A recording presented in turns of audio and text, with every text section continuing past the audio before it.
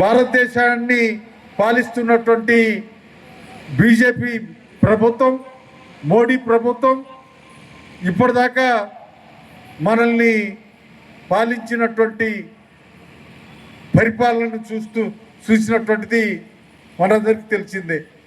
2021 నుండి 2022 దాకా ఢిల్లీని ముట్టడించినటువంటి రైతాంగాన్ని, రైతు సంఘాలని సంవత్సర కాలం జరిగినటువంటి ఉద్యమాన్ని మనం చూసాం. చెవిటోడి ముంగట చంకమూదినట్టుగా వ్యవహరించినటువంటి తీరుని మనం చూసాం.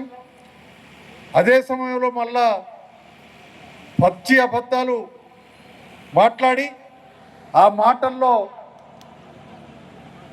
ఆ అబద్ధాలని దాచుకొని మళ్ళా మూడోసారి అధికారంలోకి వచ్చాను, ఇక నాకు ఎదురే లేదు అనే పద్ధతుల్లో నరేంద్ర మోడీ గారు ఆనాడు తీసుకొచ్చినటువంటి చట్టాలు ఏవైతున్నాయో వాటికి అక్షరాలు మార్చి, పేర్లు మార్చి వాటిని మళ్ళీ అమలు చేయడానికి పూనుకుంటున్నటువంటి విషయం మనకు కనపడుతుంది.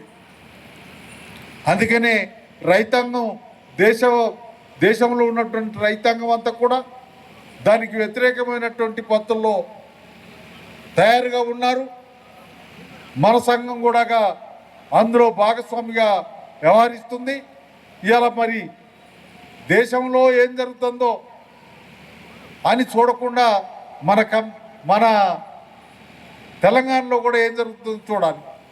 మన పక్కనే ఉన్న తెలుగు రాష్ట్రమైన ఆంధ్ర రాష్ట్రంలో ఏం జరుగుతుందో చూడాలి.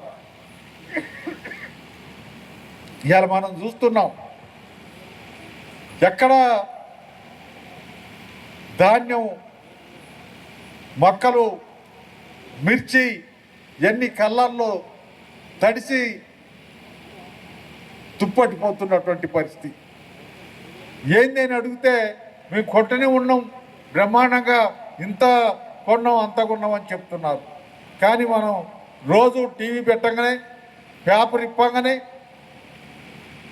ధాన్యం కొట్టకపోయిన వర్షపు నీళ్ళు, మిర్చిని తడిచిన వర్షపు నీళ్ళు, పసుపు తడిచిపోయిన వర్షపు నీళ్ళు ఇవన్నీ కనపడుతున్నాయి.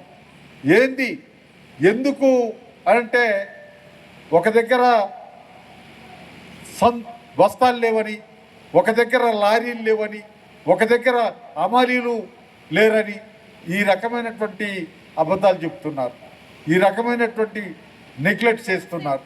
ఈ రకంగా రైతాంగం నష్టపోతుంటే చూస్తున్నారు తప్ప వాళ్ళని ఎట్లా ఆదుకుందాం అనేటువంటి ప్రయత్నం చేస్తలేరు పాలకులు. అందుకే ఇలా ఈ సంఘం ఈ రైతాంగాన్ని, ఈ వ్యవసాయాన్ని బ్రతికించుకుంటేనే దేశానికి, ప్రపంచానికి తిండి ఉత్పత్తి అయ్యేది. అందుకని ఆ దేశ ప్రజలు కానీ, ప్రపంచ ప్రజలు కానీ తిండి లేకుండా బతకలేరు. ఆ తిండి దొరకాలంటే, తిండి ఉండాలంటే రైతాంగం, వ్యవసాయం బతకాలి.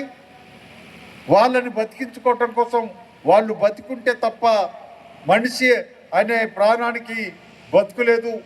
అందుకే ఈ సంఘం వ్యవసాయాన్ని, రైతాంగాన్ని రక్షించాలని చెప్పి డిమాండ్ చేస్తూ రేపు ఎల్లుండి జరిగేటువంటి సభల్లో ఇప్పటిదాకా ఏం చేశారు, ఏం సాధించారో నిర్ణయం చేసుకొని మళ్ళా ముందుకు పోవటానికి కావాల్సినటువంటి ప్రయత్నం ఏం చేయాలనేటువంటి ఒక రూపాన్ని తీసుకొని ఆ విధంగా ముందుకు సాగటానికి ప్రయత్నం చేస్తుంది కాబట్టి మనందరం కూడా ఈ సంఘ నాయకత్వంలో మనకు కావాల్సినటువంటి వ్యవసాయాన్ని దక్కించుకోవటానికి, రైతాంగాన్ని దక్కించుకోవటానికి కావాల్సినటువంటి పద్ధతిలో మనం ఈ సంఘం నాయకత్వంలో ప్రయాణం చేద్దామని మిమ్మల్ని అందరినీ కోరుతూ సెలవు తీసుకుంటున్నాం.